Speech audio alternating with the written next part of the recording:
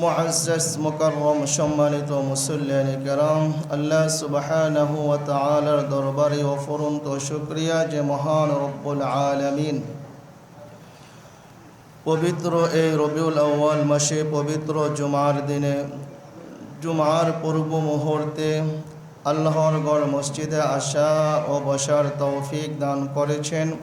তারই সাথে সাথে মহাগ্রন্থ আল কোরআন ও হাদিসের আলোচনা শোনার ও বলার তৌফিক দান করেছেন। ওই মহান সত্তার দরবারে কালিমাতুশ শুকর হিসাবে এক বাক্যে উচ্চ কণ্ঠে আকাশ পাতালকে ভারী করে জবান খুলে বলি আলহামদুলিল্লাহ। মহান আল্লাহ পাক রব্বুল আলামিনের অফুরন্ত শুকর ও সুজুদ রব্বুল আলামিন আমাদেরকে সুস্থ অবস্থায় সুস্থ শরীরে আল্লাহ তাআলার বিধান পালন করার জন্য আল্লাহর ঘর মসজিদে আসার তৌফিক দান করেছেন। সম্মানিত মুসল্লিয়ানে কেরাম, আমাদের আলোচনা চলতেছিল বিশ্বনবী, দয়ার নবী, মায়ার নবী, রহমাতাল লিল আলামিন সাল্লাল্লাহু আলাইহি ওয়াসাল্লামের সিরাত সম্পর্কে। গত জুমায় আমরা আলোচনার শেষ পর্যায়ে বলেছিলাম যে আমার নবী, আমার আপনার প্রাণের নবী, দু জাহানের কান্ডার নবী, মায়ার নবী, রহমাতাল লিল আলামিন সাল্লাল্লাহু আলাইহি ওয়াসাল্লামের বিবাহ হয়েছিল আম্মাজান খাদিজাতুল কুবরা রাদিয়াল্লাহু তাআলা আনহার সাথে। রাসূল করিম সাল্লাল্লাহু আলাইহি ওয়াসাল্লামের যে কয়েকজন সন্তান রয়েছে সমস্ত সন্তানই হযরতে খাদিজাতুল কুবরা রাদিয়াল্লাহু তাআলা আনহার গর্ভ থেকে এসেছে। রাসূল করিম সাল্লাল্লাহু আলাইহি ওয়াসাল্লামের 4 কন্যা এবং 2 পুত্র, 2 ছেলে হযরতে কাসেম, আরেকজনের নাম হলো হযরতে তারেক, কোনো বর্ণনায় তার নাম হলো আব্দুল্লাহ। আরেকজন পুত্র যিনি মারিয়া কিপ্তিয়া রাদিয়াল্লাহু তাআলা আনহার গর্ভে থেকে এসেছেন, তার নাম হলো ইব্রাহিম। রসুলের এই 3 সন্তানই আপনার ছোট অবস্থায় মারা যায়। সন্তান দেনও আল্লাহ তাআলা, আবার সন্তান নেনও আল্লাহ তাআলা, এখানে কারোর কোনো হাত নাই। সারা দুনিয়ার সমস্ত মানুষ যদি চেষ্টা করে যে পুত্র সন্তান আনবে, কি বলেন আপনারা, সম্ভব? সারা পৃথিবীর সমস্ত ডাক্তাররা মিলেও যদি চেষ্টা করে যে না একজন পুত্র সন্তান দুনিয়াতে আনবো, এটা পুরা পৃথিবীর কোনো ডাক্তারের ক্ষমতা নাই। সারা দুনিয়ার সমস্ত ডাক্তাররা মিলে যদি বলে যে মেয়ে সন্তানকে প্রতিহত করা হবে, আনা হবে না দুনিয়াতে, সারা দুনিয়ার সমস্ত ডাক্তাররা মিলেও কন্যা সন্তানকে দুনিয়াতে আনা বন্ধ করতে পারবে না, ঠিক কিনা বলে? তো রসুলের পুত্র সন্তানগুলো যখন আপনার ছোট অবস্থায় মারা গেলেন, তবে হযরত কাসেম, যার উপনামে, যার নামে রসুলকে ডাকা হয় আবুল কাসেম, হযরত কাসেম রাদিয়াল্লাহু তাআলা আনহু সম্পর্কে এতটুকু জানা যায় তিনি ঘোড়ায় আরোহণ করতে পারতেন, সওয়ার হতে পারতেন, অতটুকু বড় হয়েছিলেন। বাকি 2 জন ছোট অবস্থায় মারা গেছে। রসুলের সন্তানগুলো ইন্তেকাল করার পরে আরবের লোকেরা রসুল করিম সাল্লাল্লাহু আলাইহি সাল্লামকে নিয়ে তিরস্কার করা শুরু করলেন। রসুলকে বলতে লাগলেন রসুল নির্বংশ, লেজ কাটা, এরকম বিভিন্ন মন্তব্য করতে লাগলেন, যার কারণে আল্লাহ সুবহানাহু ওয়া তাআলা রসুলকে সান্ত্বনা দিয়ে সূরাতুল কাউসার নাজিল করেন, ইন্না আ'তাইনাকাল কাউসার ফাসাল্লি লিরাব্বিকা ওয়ানহার ইন্না শানিআকা হুয়াল আবতার। হে নবী, আমি আপনাকে হাউজে কাউসার দান করলাম, সুতরাং আপনি আপনার রবের নামে কুরবানি করুন এবং নামাজ পড়ুন। ইন্না শানিআকা হুয়াল আবতার, আপনার শত্রু আপনাকে লেসকাটা বলে, নির্বংশ বলে, না না না না, আপনার শত্রুরাই হলো নির্বংশ, তাদের নাম নিশানা নেওয়ার, তাদের নাম নেওয়ারও কেউ থাকবে না। আমার রসুল নির্বংশ নয়, আমার রসুলের যদিও পুত্র সন্তানগুলো জীবিত নাই, কিন্তু রসুলের কন্যা সন্তানদের মাধ্যমে এখনো রসুলের আওলাদ দুনিয়ার আনাচে কানাচে ছড়িয়ে ছিটিয়ে আছে, ঠিক কিনা বলেন? রসুলের 4 কন্যা, বড় কন্যা হযরতে যায়েনব রাদিয়াল্লাহু তাআলা আনহা, দ্বিতীয় কন্যা হযরতে রুকাইয়া রাদিয়াল্লাহু তাআলা আনহা, তৃতীয় কন্যা হযরত উম্মে কুলসুম রাদিয়াল্লাহু তাআলা আনহা। রসুলের সবচেয়ে আদরের দুলালি, সবচেয়ে প্রিয় কন্যা, সর্বসম্মতিক্রমে সমস্ত মুফাসসিরিন একরামের নিকটে, সমস্ত মুহাদ্দিসিন একরামের নিকটে সবচেয়ে আদরের মেয়ে হলেন হযরতে ফাতেমা রাদিয়াল্লাহু তাআলা আনহা। রাসূল করিম সাল্লাল্লাহু আলাইহি ওয়াসাল্লামের সবচেয়ে বড় মেয়ে হযরতে যায়েনব রাদিয়াল্লাহু তাআলা আনহুকে বিবাহ দিয়েছেন আস ইবনে রবিয়ার সাথে। ওই সময় ওই ব্যক্তি কাফের ছিল। আগেরকার জমানায় কাফেরের সাথে বিবাহ বন্ধন জায়েজ ছিল, বৈধ ছিল। পরবর্তীতে আল্লাহ পাক রব্বুল আলামিন কোরআনের আয়াত নাযিল করে কাফেরদের সাথে বিবাহ দেওয়া অথবা কাফের মুশরিকদেরকে বিবাহ করা উভয়টাকে আল্লাহ তাআলা হারাম করে দিয়েছেন। বদরের যুদ্ধের দিন মুসলমানরা যখন কাফেরদের 70 জন নেতাকে নিহত করল এবং 70 জন বড় বড় লিডারকে বন্দী করে আনা হলো, ওই বন্দীদের মাঝে রাসূলের চাচা হযরত আব্বাস রাদিয়াল্লাহু তাআলা আনহু ছিলেন। আব্বাস রাদিয়াল্লাহু তাআলা আনহু খুবই বয়স্ক লোক ছিলেন, বার্ধক্যে উপনীত হয়ে গিয়েছিলেন। সিদ্ধান্ত অনুযায়ী সমস্ত বন্দীদেরকে আপনার বেঁধে রাখা হয়েছে, আসামি তো আসামিই। কিন্তু আব্বাস রাদিয়াল্লাহু তাআলা আনহু বয়স্কের কারণে, বার্ধক্যের কারণে তাকে যে বেঁধে রাখা হয়েছে, একটু পরে উহা শব্দ করতেছিলেন, কান্না করতেছিলেন। এই শব্দ যখন রসুলের কানে যায়, রসুল ঘর থেকে বেরিয়ে আসলেন। সাহাবায়ে কেরাম বললেন, ইয়া রাসূলুল্লাহ, ইয়া হাবিবাল্লাহ, আপনি ঘুমাচ্ছেন না কেন? রসুল বললেন, আমি কিভাবে ঘুমাই? আমার চাচার কান্নার আওয়াজ যখন আমার কানে আসে, আমি কিভাবে ঘুমাই? তথাপিও সাম্যের বিধান সকলের সাথে চলবে, কাফেরের সাথে কোনো অসাম্য চলবে না, কাফেরের সাথে কোনো দুশ্মনী চলবে না, ইহুদি খ্রিস্টানের সাথে কোনো দুশ্মনী চলবে না। বলে আমার চাচা বিদায়, আমি আমার চাচার হাতের বাঁধ খুলে দেই না, চলবে না। যাই হোক, সিদ্ধান্ত হলো সমস্ত কাফেরদের থেকে মুক্তিপণ নিয়ে তাদেরকে ছেড়ে দেওয়া হবে। মুক্তিপণের সিদ্ধান্ত হলো 4000 দিনার। এমনকি যারা বড়লোক ছিলেন তাদের থেকে আরও বেশি আদায় করা হয়েছে। সমস্ত সাহাবায়ে কেরাম বললেন, ইয়া রাসূলুল্লাহ, ইয়া হাবিবাল্লাহ, আপনার চাচা, তার থেকে মুক্তিপণ ছাড়াই তাকে ছেড়ে দেওয়া হোক। রসুল বললেন যে না না না, বরং তার কাছ থেকে আরও বেশি নেওয়া হবে, কারণ তিনি ছিলেন ধনী লোক এবং তার কাছ থেকে 4000 দিনারের তুলনায় একটু বেশি নেওয়া হয়েছে। হযরতে যায়েনব রাদিয়াল্লাহু তাআলা আনহার স্বামী আস ইবনে রবিআ, তিনিও বন্দী হয়ে আসছিলেন। কিন্তু আস ইবনে রবিআ ছিল খুবই দরিদ্র মানুষ। তিনি মুক্তিপণ দিবে কোথায় থেকে, এত টাকা দিবে কোথায় থেকে? সুতরাং রসুলের মেয়ে যায়েনবের নিকটে মক্কায় চিঠি প্রেরণ করা হলো, তুমি তোমার স্বামীর মুক্তিপণ প্রেরণ করো, টাকা প্রেরণ করো, টাকা পাঠাও। হযরতে যায়েনব রাদিয়াল্লাহু তাআলা আনহু, তিনি তার গলার একটি চেইন ছিলেন, একটি হার ছিল, ওই হারটা মুক্তিপণ হিসাবে মদিনায় প্রেরণ করে দিলেন, পাঠিয়ে দিলেন।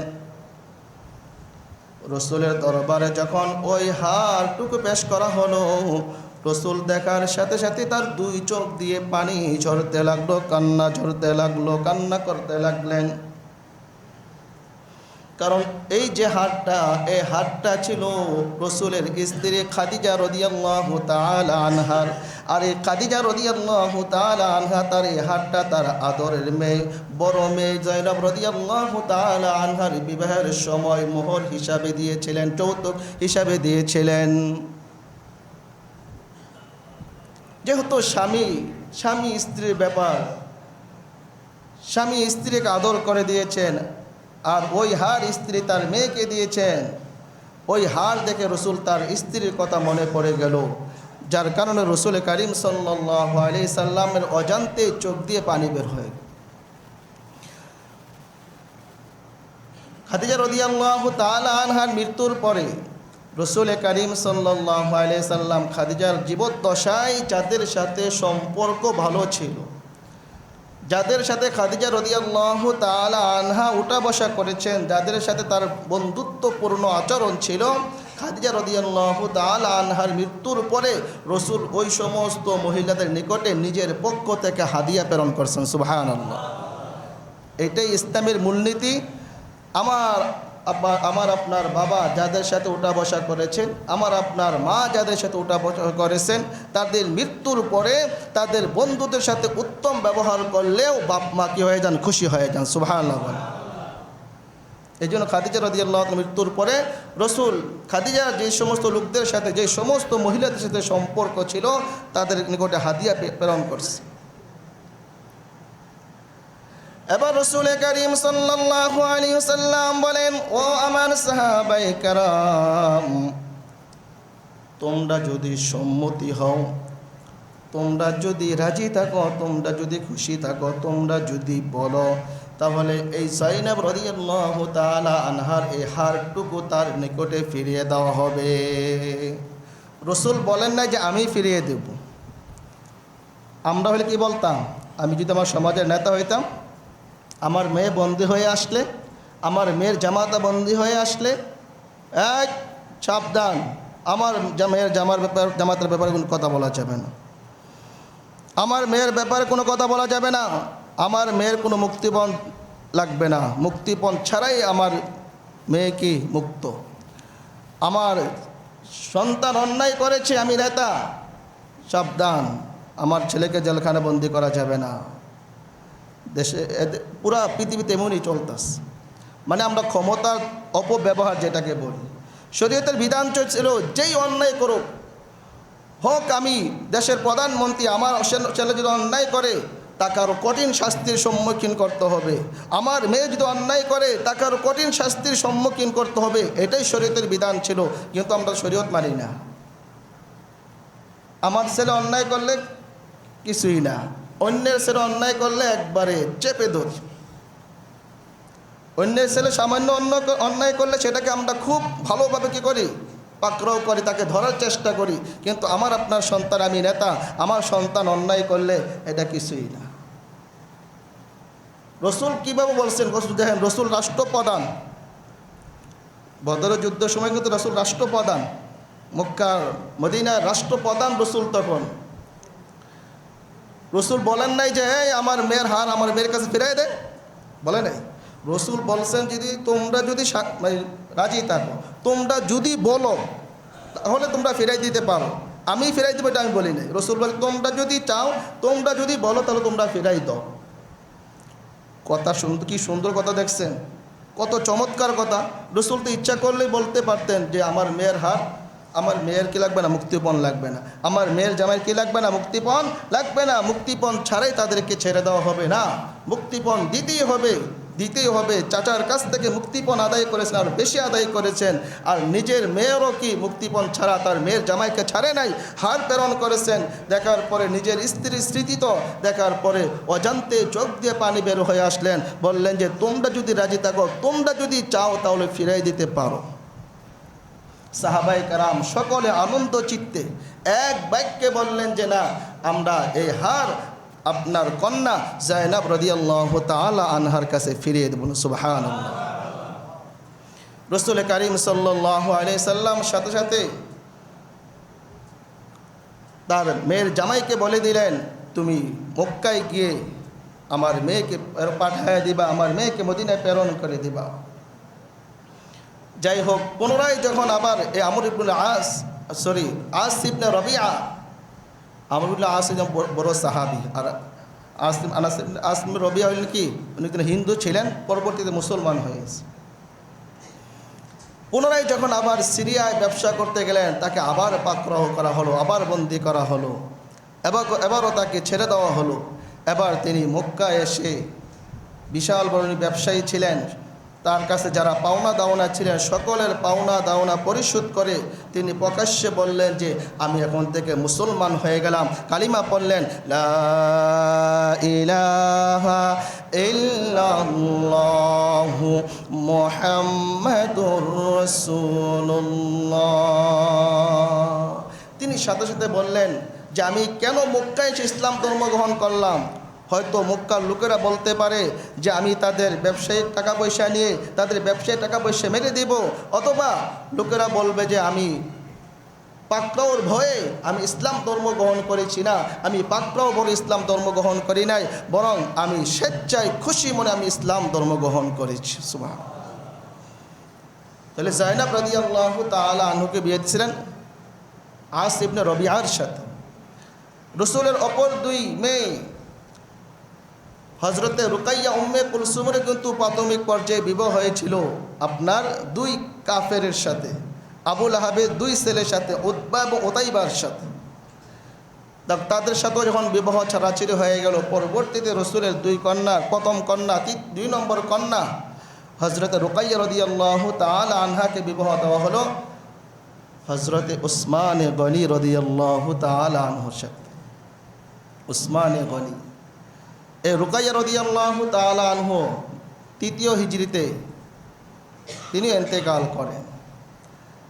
এবার 3 নম্বর মেয়ে উম্মে কুলসুমকে রাসূল করিম সাল্লাল্লাহু আলাইহি সাল্লাম উসমানের সাথে বিবাহ দিয়ে দিলেন, যার কারণে হযরত উসমানের উপাধি লেগে গেল জিন নূরাইন, 2 নূরের অধিকারী। সুবহানাল্লাহ। হযরত উম্মে কুলসুমও মারা গেলেন। রাসূল এবার বললেন যদি আমার অন্য কোনো কন্যা থাকতো, অন্য কোনো মেয়ে থাকতো, তাহলে আমি উসমানের সাথেই বিবাহ করতাম। সুবহানাল্লাহ। একবার এক লোক বিশ্ব নবী, দয়ার নবী, রাহমাতাল লিল আলামিন সাল্লাল্লাহু আলাইহি সাল্লামের দরবারে এসে কিছু চাইলেন, ইয়া রাসূলুল্লাহ, ইয়া হাবিবাল্লাহ, আমাকে কিছু সহযোগিতা করেন। রাসূল বললেন উসমানের নিকটে চলে যাও, উসমানের নিকটে গিয়া চাও। ওই মুসাফির ব্যক্তি হযরত উসমান গনি রাদিয়াল্লাহু তাআলা আনহুর বাড়িতে চলে গেলেন। দেখলেন হযরত উসমান গনি রাদিয়াল্লাহু তাআলা আনহু গাছ থেকে তুলা পরে, তুলা যে উড়তাছে ওই তুলাগুলো তিনি পরাইতেছেন।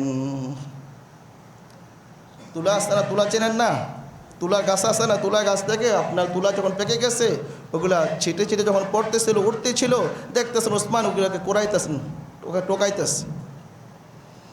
ওই মুসাফির ব্যক্তি মনে মনে ভাবলো এত বড় কিপন, তার কাছে রাসূল আমারে পাঠাইছে সহযোগিতা চাওয়ার লেগে। লোকটা মনে মনে ভাবলেন যে এত বড় কিপন যে তুলা টোকা, তার কাছে রাসূল পাঠাইছে আমাকে কি চাওয়ার জন্য, সহযোগিতা চাওয়ার জন্য। তিনি না চেয়ে চলে গেলেন। রাসূল বললেন কি ব্যাপার, তুমি চলে আসলে কেন? বল ইয়া রাসূলুল্লাহ, ওসমান যে কিপন মানুষ, বখিল মানুষ। বলে কি হয়েছে? বলে দেখলাম ওসমান গাছ থেকে তুলা পড়তেছে আর তুলা টোকাইতেছে। রাসূল বললে যাও, তুমি তার কাছে চাও গিয়া যাও। এবার আবার চলে আসলেন। আসার পরে দেখলেন উসমান গনি রাদিয়াল্লাহু তাআলা আনহু পিপিলিকা থেকে খাবার তাড়াইতেছেন, খাবার নিতেছে। গুদাম থেকে পিপিলিকা খাবার নিয়ে যাইতেছে, পিপিলিকার মুখ থেকে খাবার আটকাইতেছে। এই অবস্থা দেখে ও মুসাফির বলে হাসছে এত বড় কিপন, পিঁপড়ার থেকে খানা আটকা, না এর কাছে চাইলে কিছু পাওয়া যেত না। আবার চলে গেলেন রাসূলের দরবারে। রাসূল বলেন কি ব্যাপার, তুমি আবার চলে আসলে কেন? বলে ইয়া রাসূলুল্লাহ, আমি যখন ওসমানের বাড়ির কাছে গেলাম, গিয়ে দেখি তিনি পিঁপড়ার থেকে খাবার সংগ্রহ করতেছে। তো এত বড় কিপন, তিনি আমাকে কি দান করবেন? রাসূল বললেন যাও, আমি তোমাকে যেটা বলছি তুমি যাও, তুমি গিয়ে ওসমানের কাছে যাও। তুমি ওসমান কি পরিমাণ, ওসমানে গণিত এমনি নাম লেখা নাই, গণি মানে কি ধনী, সাখিউন দানশীল, দানবীর, ধনী ছিলেন, ধনাঢ্য ব্যক্তি ছিলেন। এবার তিনি উসমানে গনি রাদিয়াল্লাহু তাআলা আনহুর বাড়িতে গেলেন, গিয়া বললেন যে রসুল আমাকে পাঠিয়েছেন আমাকে কিছু সহযোগিতা করার জন্য। সুবহানাল্লাহ বলেন না। ওসমানের কারবার দেখেন না কি করতেছে। উসমানে গনি রাদিয়াল্লাহু তাআলা আনহু বলেন, ভাই আমার, ওই যে মাঠ দেখতেছো, ওই মাঠে আমার অনেকগুলো উট আছে, অনেকগুলো দুম্বা আছে। ওই পুরা মাঠের উট এবং দুম্বা আমি তোমাকে দিয়ে দিলাম। সুবহানাল্লাহ বলেন। ওই জমানার বলতেছে, বিভিন্ন রাওয়ায়াত পাওয়া যায় যে ওই জমানার প্রায় 10 কোটি সম্পদ হবে, 10 কোটি টাকার কি সম্পদ হবে। সুবহানাল্লাহ। ওই জমানার 10 কোটি টাকার সম্পদ উসমানে গনি রাদিয়াল্লাহু তাআলা আনহু একজন সাহায্য চেয়েছেন, তাকে দিয়ে দিলেন। সুবহানাল্লাহ। এবার ওই লোক উসমানে গনি রাদিয়াল্লাহু তাআলা আনহুকে জিজ্ঞাসা করলেন যে আপনাকে দেখলাম আপনি তুলা টোকাইতেছেন, পিঁপড়া মুখ থেকে খাবার নিতেছেন, এর কারণটা কি? আপনি এত কৃপণতা করেন কেন? উসমানে গনি বলেন যে আমি কৃপণতা করি নাই, আমি তো অপচয় রোধ করতেছি। কারণ তুলাগুলো নষ্ট হয়ে যাবে, পড়ে যাবে, অন্য জায়গায় অন্যত্র চলে যাবে, যাতে ওই নষ্ট যাতে না হয় এই জন্য আমি তুলা কী করতেছিলাম, করাইতেছিলাম। আর পিঁপড়ার মুখ থেকে খাবারটা এই জন্য নিতেছিলাম যে পিঁপড়া কী করবে, খাবার নিয়ে যাবে, গুদাম থেকে নিয়ে যাবে, খাবার নষ্ট হবে, অপচয় হবে। অপচয় রোধ করার জন্য আমি পিঁপড়ার মুখ থেকে খাবার আটকাইতেছিলাম। সুবহানাল্লাহ বলে। তো এরকম অনেক কাজ দেখা যায় বাহ্যিকভাবে দেখতে খারাপ, দেখতে মনে হয় যে হুজুর দেখি চেষ্টা করতেছে, এটা তো ভালো না, কিন্তু ভিতরগত যখন জানবেন, জিজ্ঞাসা, এরকম অনেক কাজ, এরকম অনেক সময় আমরা এরকম পরিস্থিতিতে পড়ে যাই, করতে বাধ্য হই, কিন্তু আপনি দূর থেকে দেখে মনে আপনি সমালোচনা শুরু করে দিচ্ছেন যে এটা হুজুর এটা কেন করলো। এটা হুজুর অনেক সময় কী হয়, বাধ্য হইয়া করতে হয়, অনেক সময় চাপে পড়া করতে হয়। এখন আপনি যখন জিজ্ঞাসা করতেন, জিজ্ঞাসা করলে কী হয়ে যেত, খোলাসা হয়ে যেত, সমাধান হয়ে যেত, কিন্তু আপনি জিজ্ঞাসা করেন নাই, দূর থেকে দেখা এখন আমরা সমালোচনা শুরু করে দিই। এগুলা কি না? ঠিক না। শরীয়তের বিধান হলো কারো ব্যাপারে যদি আপনার কাছে কোনো মন্তব্য আসে, কোনো খারাপ কোনো মন্তব্য আসে, আপনি তাকে জিজ্ঞাসা করেন যে ভাই আপনার ব্যাপারে এই কথাটা আমাদের কাছে আসছে, আসলে কি আপনি এই কাজে সে জড়িত আছেন কিনা। সে যদি আল্লাহর বান্দা হয়ে থাকে, সে যদি নবীর উম্মত হয়ে থাকে, তার অন্তরে যদি সামান্য পরিমাণ ঈমান থাকে, সে কখনো মিথ্যা কথা বলবে না, সে স্বীকার করে নেবে যে হ্যাঁ ভাই এটা আমি করেছি বা করি না। প্রিয় হাজিরিন, এই ছিল রসুলের 3 কন্যা।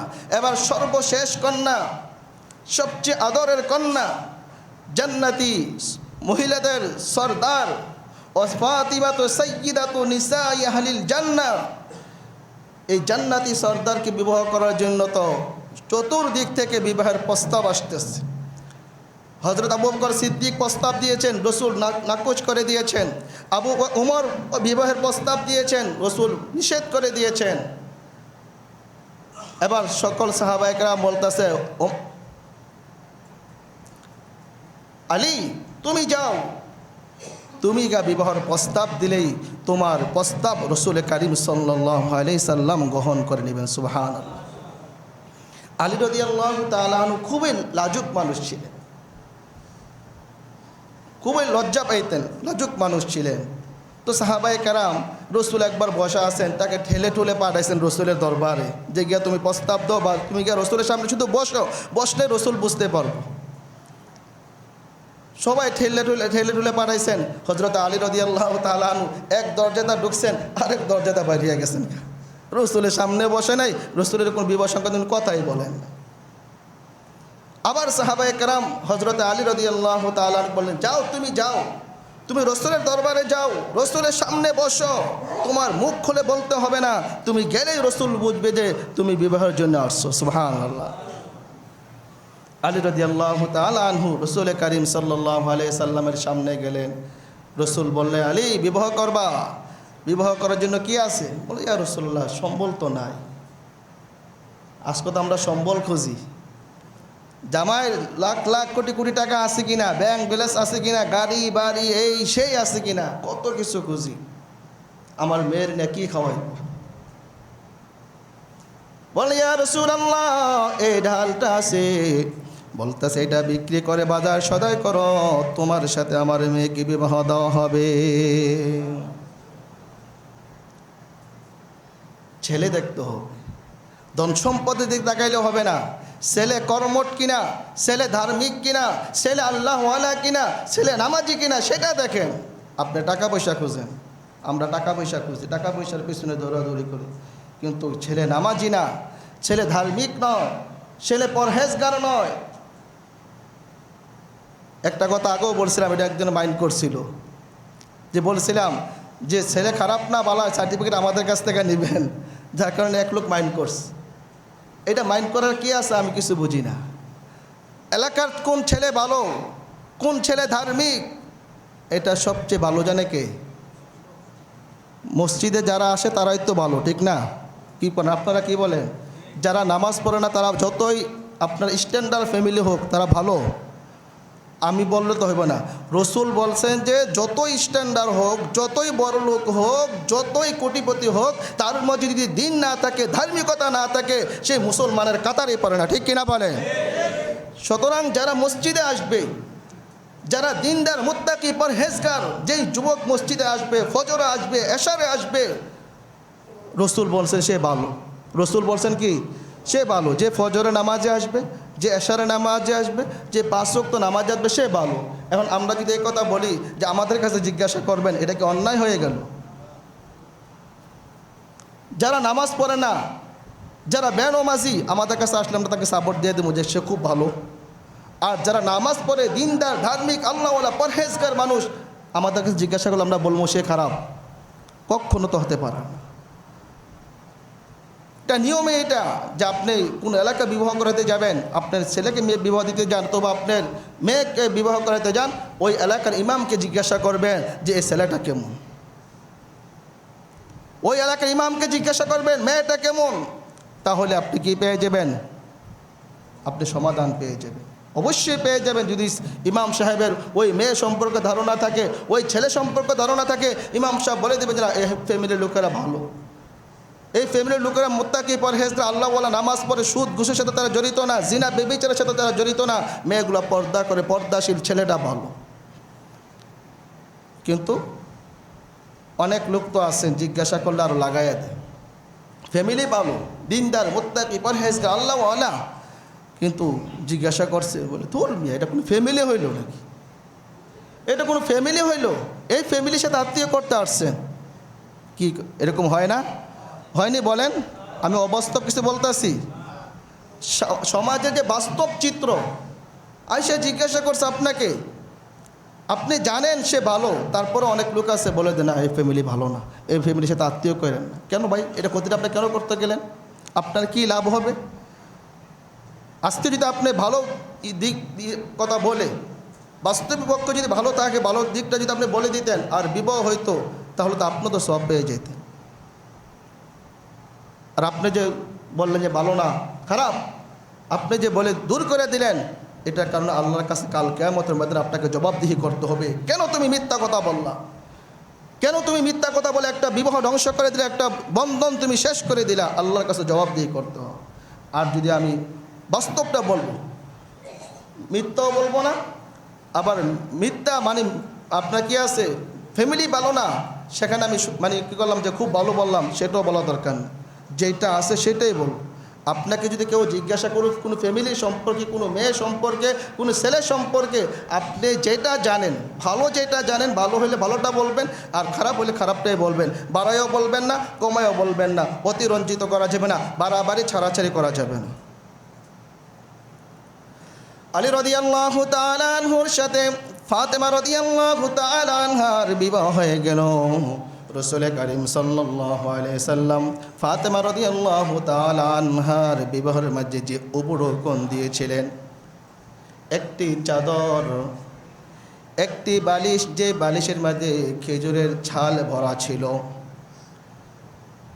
চামড়ার একটি গদি এবং 4 পায়া এবং রশির একটি 4 পায়া।